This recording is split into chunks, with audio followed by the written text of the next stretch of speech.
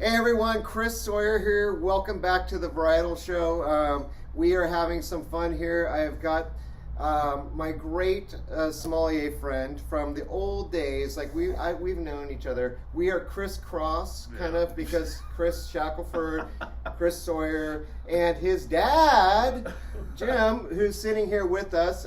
We are down here in the great city of Clovis, California.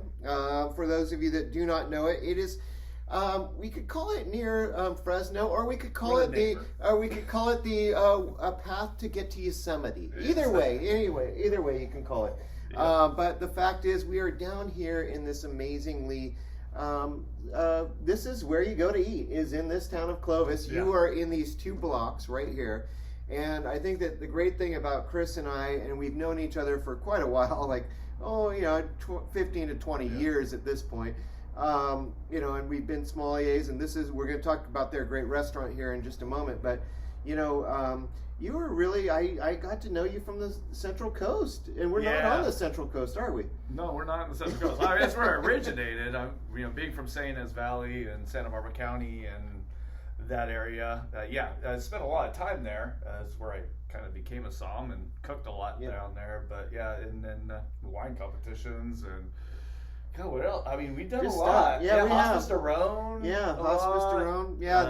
Back in the really World old of days. Pinot Noir. World of Pinot Noir. But the really old days was when I was back working in Relais Chateaux was Masters of Food and Wine. Right. Talk about an extinct dinosaur there. Yeah, exactly. I think one of the great things, though, that I really did learn about Chris is he is not just a somm. He's also a chef. And tell us a little bit about the restaurant here.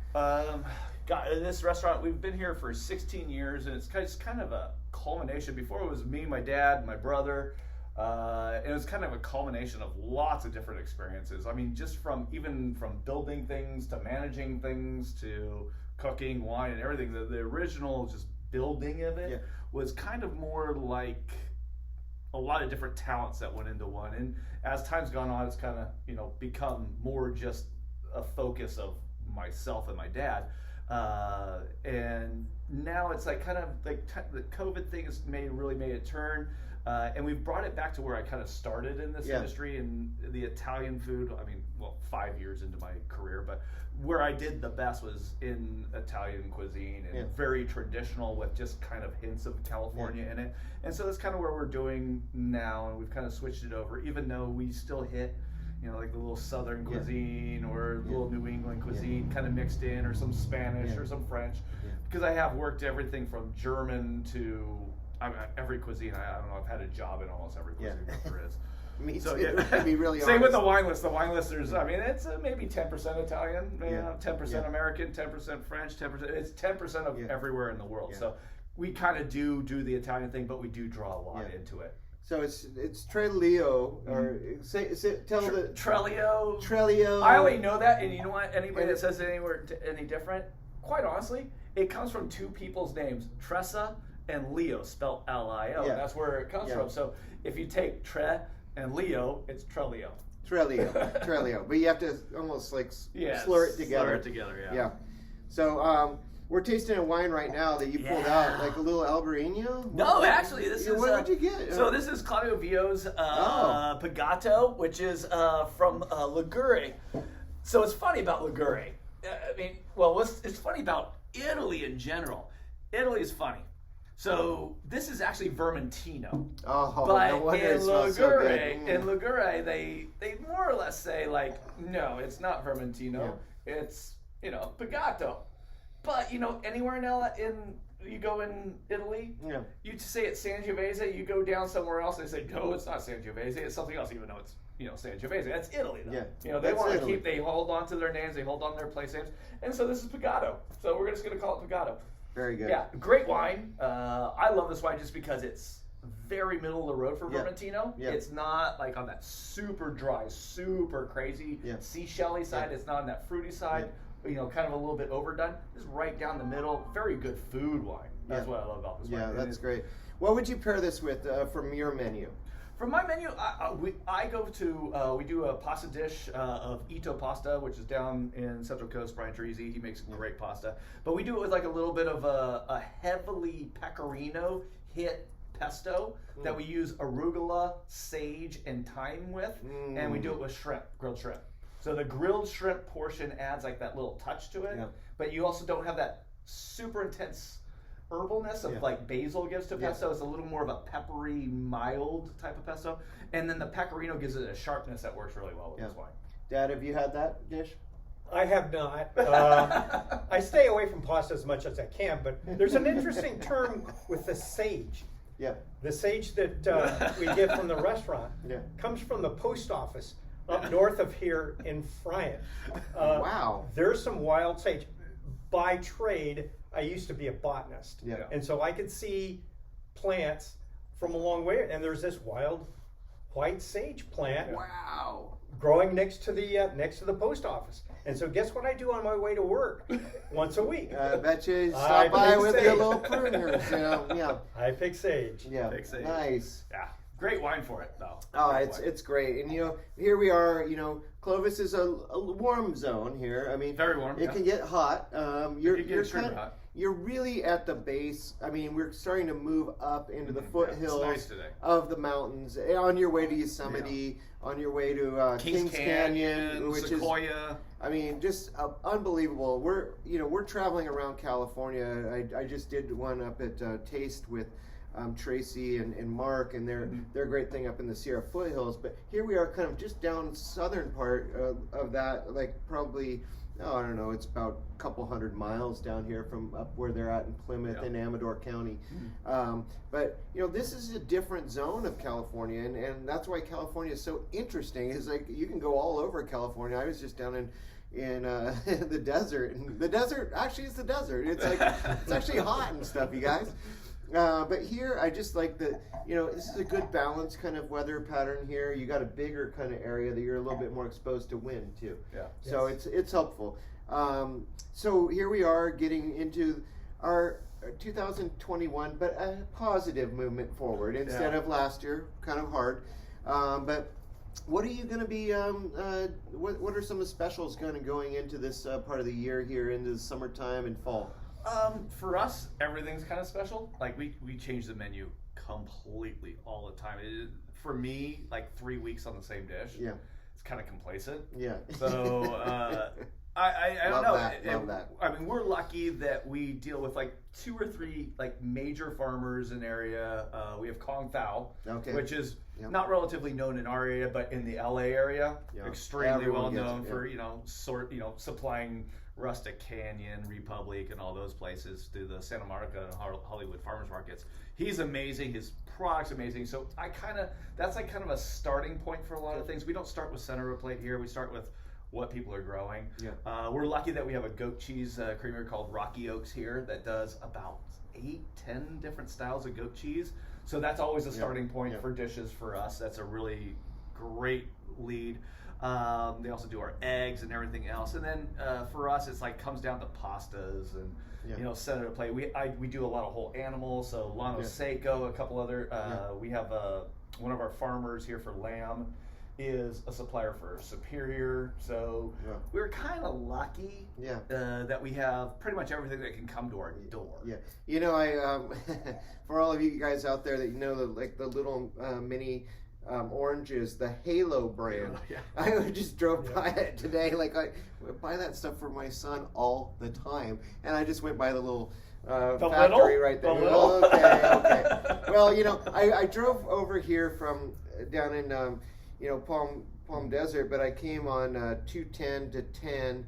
Going up and over through Lancaster. You want to go through an interesting zone there. That's interesting. A lot of Chinese actual farmers there, and things like you're all, whoa, this is crazy how much agriculture is in that zone. It's a big, it's kind of, oh man, I mean, California's, actually, you drive through California, it's amazing. It's really amazing. I really had a great time, just even yesterday, just driving up this direction and staying in, Bakersfield was a little different, but around Bakersfield, there's tons of great things. Oh, I know. I was going to say too.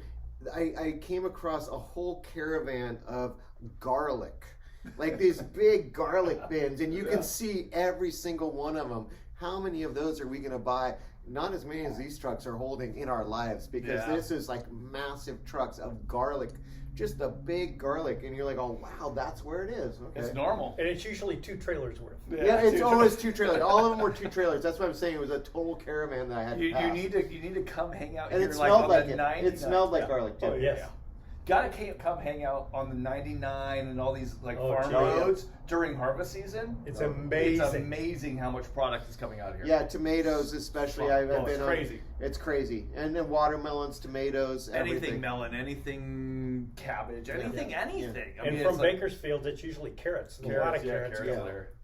Table grapes too. Well, I definitely wanted to stop in. You also have a great wine club. Tell everyone a little bit about this, because this is like a really fun thing. I mean, you've been very successful with it. Yeah. So, God, like everyone else in COVID, we used to have a wine club a long time ago when we first opened the restaurant. That was just primarily to stay alive and have cash flow. But COVID kind of brought back like the idea of like you just can't be doing one thing all the time, and owning a restaurant was like kind of like did great for us for many years. But going into COVID, we realized we weren't diversified enough to continue to work as just a restaurant. So we brought back the idea. We really marketed pretty heavily from September to December for a April launch, and we were surprised how far it went. And we originally were going to keep it at like 60 people. Let's keep it simple. Yeah. We hit the 60 people without even getting any of our regular people signed up. So it was like, okay, let's extend it. And now we just rented a whole bunch of office space. We expanded the idea, and now we have just like a 3-tier club. But the idea isn't just the wine, and it's kind of more event-driven and trip-driven and everything else, and retail. So even in your private club, then you get a weekly email for retail wines that are generally rare and not in the retail marketplace. So if you want those, detours and Reyes and stuff like that, the only way of getting those retail through us is through this wine club. And so we're always searching. We have lots of friends in the business that give us like cool stuff. Like we just found like a treasure trove of old Turley Zins. We're just picking up a whole bunch of old Tally rosemaries and Tallies that were stuck in the cellar for a long time. I love those Tally wines. Hi, Brian Tally. Yeah, Brian Tally. Yeah, you're gonna take the group to see Brian Tally. We have a trip coming up in a couple of weeks. That's Center of Effort, which is Bill Swanson's property. Yeah. Maybe a look at his cars, and then we head over to Tally for a back vintage and current vintage of rosemaries and Rincon retrospective, and then an actual wine dinner with Eric Johnson, who's the winemaker at Tally Vineyards. Very talented guy. Very talented. With his Ann Albert wines. Yeah. And then with Kobe Parker Garcia, which is El Lugar, and he's used to be winemaker at Claiborne Churchill. Exactly. Yeah. So made some good Riesling there. Still one of my favorite Riesling producers of California. I mean, I think we do. Toss up for me, Thomas Fogarty and also Anderson Valley. The Anderson Valley stuff. I mean, like Navarro. Navarro. But you've only got we've only got so many areas here. We don't have that much. And I think Winston Churchill, or sorry, not Winston Churchill. Maybe I just want some Winston Churchill. But I thought those guys were great. Maybe I do need some Winston Churchill. Paul Roger. Great stuff. That's a sparkling wine, champagne. That's Winston Churchill. Maybe we should crack some of that open. Yeah, we have it. So I just wanted to give you guys a little kudos. I mean, here we are. I mean, if you, my great fans out there, you're in this area, you're going to Yosemite, you're just in the middle of California, and you come by Fresno/Clovis, you can come in here, visit these two and the family, and get in on the secret of California. All you have to say is you're friends with Chris Sawyer. Good. Or you know what crisscross is here, right? And boom. We had to get Dad in the middle here just to hold us apart from doing this all the time. So, now thanks for joining us. And here. How can they find the website? www.trelio, Trelio, restaurant.com. Awesome. Pretty simple. Here. Cheers, buddy. I'll see you down in the Central Coast. We'll have some more fun. Yeah. Coming up. Cheers. Thanks for joining us.